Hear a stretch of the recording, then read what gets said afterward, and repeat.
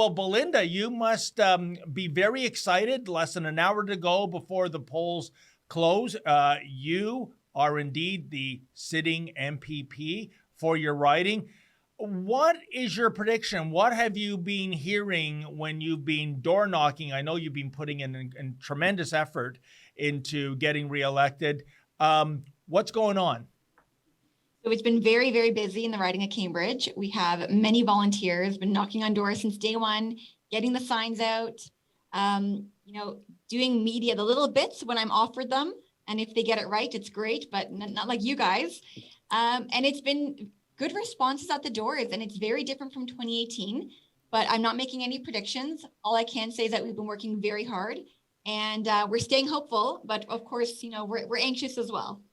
Well, certainly the riding of Cambridge is one to watch in terms of whether you as a member of the New Blue Party can recapture it, Belinda. And Jim, I was thinking of you today because, your party last month put out that incredible video of Doug Ford giving that $500 million a year gift to Torstar, the parent company of the Toronto Star. And remember, once upon a time, Doug and Rob referred to the Toronto Star as a, quote, bunch of maggots, end quote. Suddenly they're getting Christmas presents on steroids. And I was thinking of you today because I picked up an issue. It's very rare that I actually pay for a copy of the Toronto Star, but because it's the election. And look at this, Jim. Here's the front page of the Star. I don't know if you can see it, but a third of the front page is an ad for North Star, that is Torstar's betting company, and the headline is Bet on Blue. Bet on Blue on election day. I'm sure they don't mean New Blue. I think they're inferring blue, which is, of course, associated the color with the progressive conservatives. Is this part of the quid pro quo, Jim? Could be, Dave. In that interview we did, you called it. And we're pretty proud, though, Dave, that the Toronto Star are not fans of the New Blue. I think we're wearing that with a badge of honor. They've done their best in the last few years to make us seem like outcasts. Never had a good thing to say about Belinda. And we were calling out in this campaign the online gambling license that the Ford PCs gave the Toronto Star and many other policies that the Toronto Star doesn't like to write about, doesn't like to talk about. So they're not fans of ours, Dave, and definitely they don't mean the New Blue.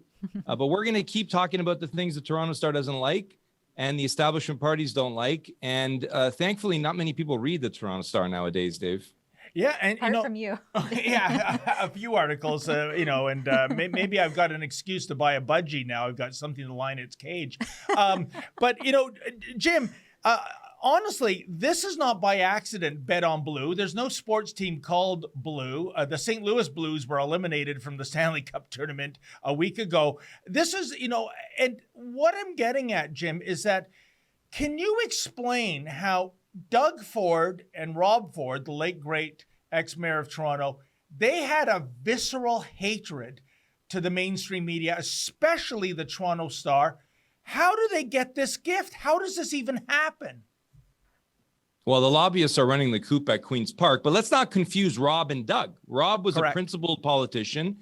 Rob had a dislike for the Toronto Star because they continually went after him until they broke him. And they would go after Rob because he was a principled conservative who defended the taxpayers like no one else. Doug is not Rob, and Doug needs the praise from the Toronto Star. He needs to be praised by the establishment, and he's happy to dump all over the supporters that made the Ford Nation name and made his brother.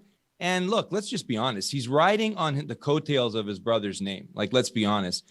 And Doug Ford, as Premier of the province of Ontario, despite everything that he's done in the last 4 years, the fact that people are still willing to give the PC party their vote, and many people who watch The Rebel, I've seen them online with their commentary are voting for him again. It means two things: the incredible inertia of the establishment brands, PC and Liberal, and number two, what an amazing politician Rob Ford was, that his brother, with all his incompetence and all his left-wing, wanting the left to love him and the establishment to praise him, is still able to maintain some support because his brother built this incredible brand that Doug has dumped all over in the last 4 years. Well, Jim and Belinda, I'm sure Tamara has a question for you, but one quick anecdote. Video just went up recently on our rebelnews.com channel and our YouTube channel, and it was our visit last night to the Ford Nation event.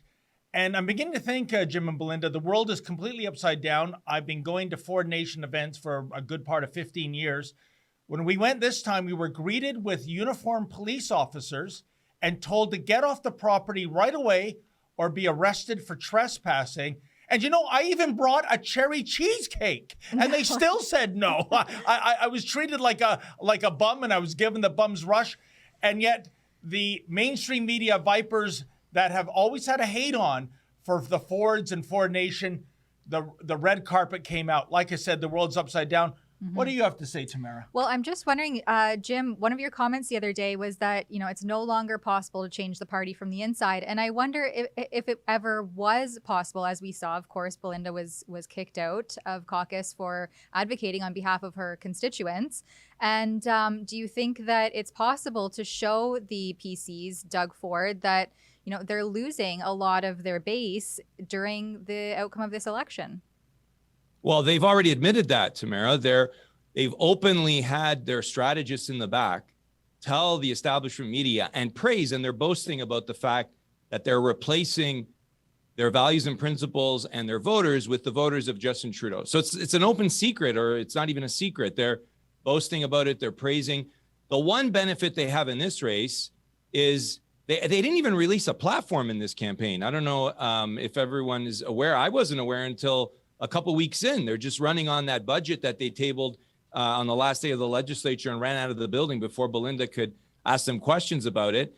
And they're getting through this election because they're hoping as few people in Ontario know about that there's another option, the New Blue Party, and there's an alternative option. And this election has put us on the map. And every day, including today, we've had people reaching out saying, what a breath of fresh air. There's a new party. There's a New Blue. I hope you don't go away. I hope you're going to stick around. And that's what we're going to do. You don't have to skip votes going forward. You don't have to put up with work from the inside, or this is the best we can do. There was a time when we believed we can work from the inside, and you know, we didn't know any different. I grew up in my dad's fish and chip shop. My mom owned a hair salon. We're not products of a political class. And we thought when you have free and fair votes and nominations, you can work from the inside. Well, the PCs did away with nominations and elections. What a way to get rid of voter fraud. Just cancel democracy. They don't have conventions, and they are maintaining their grip with the people in charge of the levers of power. And so there is no working from the inside, but there's working with the New Blue Party of Ontario. And you guys started off this question talking about trying to get into the PC's party yesterday. Well, the good news is that everything starts for the New Blue Party today, and we're going to have in-person conventions, policy conventions, where we're going to discuss policies, and we're going to have hundreds of people, just like we had over 600 people at our launch in the beginning of this campaign in Cambridge, and you guys will be invited. So there will still be grassroots democracy in Ontario. It just won't be with the PCs that have turned into the Justin Trudeau party in Ontario. Apparently so. Well, Jim, Belinda, thank you so much for your transparency. Thank you for your time. We've run out of racetrack here. Maybe we can touch base later this evening after the polls close. And we'll see what happens in the next, I guess, 46 minutes. And thank you again for making time for us. We really appreciate it. Hey, folks, before you know it, September will be here. That's when the Conservatives are going to have their latest leadership convention. Do you want to get your news from the legacy media? I sure don't. And if you like the coverage we're bringing you, please go to leadershipreports.ca. That's leadershipreports.ca. And if you can chip in $1 or $3 to cover our expenses, we would greatly appreciate that.